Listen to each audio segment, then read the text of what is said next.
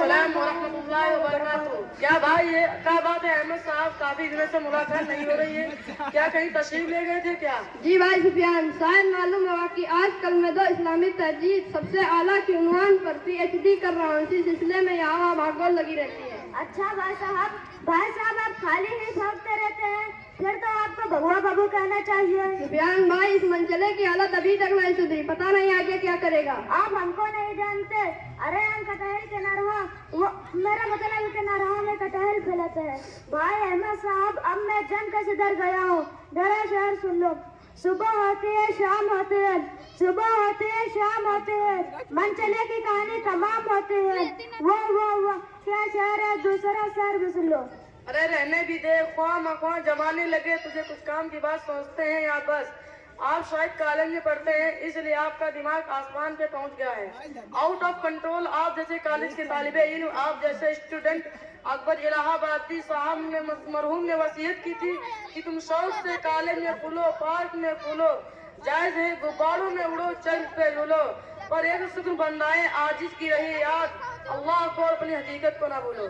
भाई अहमद साहब, अगर अपनी PhD के गुरूर घमंड में डूब गए हैं तो वो दिन दूर नहीं जब आपकी सच्चाई आपके सामने खुलकर आ चुकेंगी और इसके आगे कुछ ना कह पाएंगे। जो एक गुमशुदा रहा क्या करता था, यानी उम्र भरी वही गलतियां करते रहे गालिब, उम्र भरी वही गलतियां करते रहे गालिब, धूल चेहरे पर थी और आईना हम साफ करते रहे।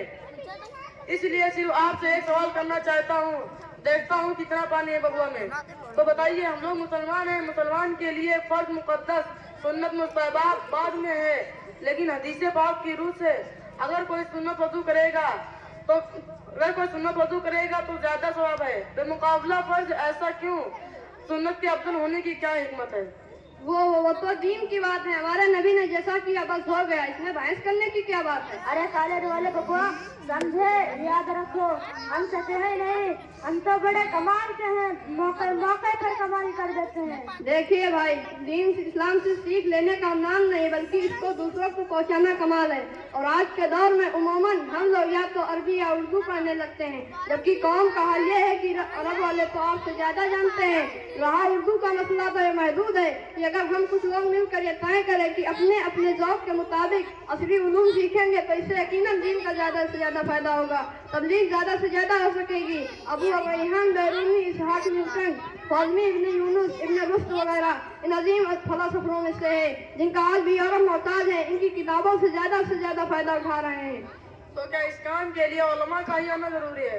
आखिर दूसरे मुसलमान भी हैं जो इस तरह बढ़े और इस तरह काम करें, आखिर वो खुद क्यों नहीं करते? मैं चूंकि 2 महलों में परवरिश पाया हूँ, इसलिए मैं यकीन के साथ कह सकता हूँ कि उलमा से अच्छा काम कोई दूसरे लोग नहीं कर सकते।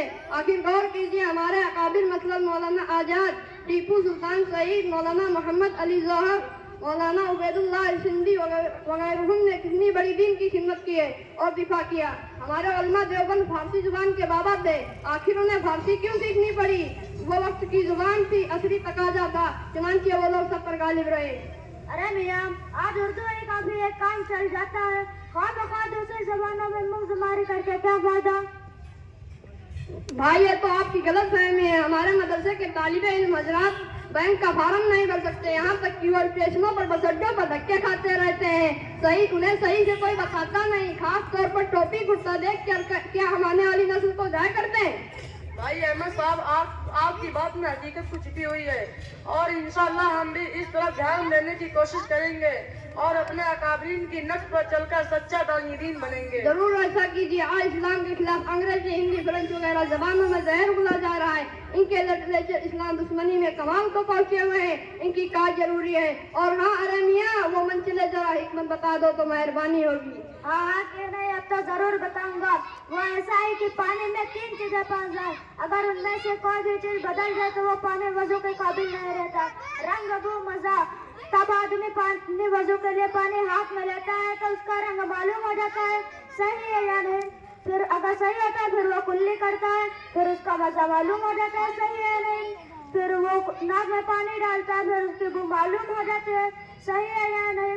फिर वो वहाँ तक हाथ पहुँचाता है यानी मुँह धोता है, फिर हाथ वगैरह।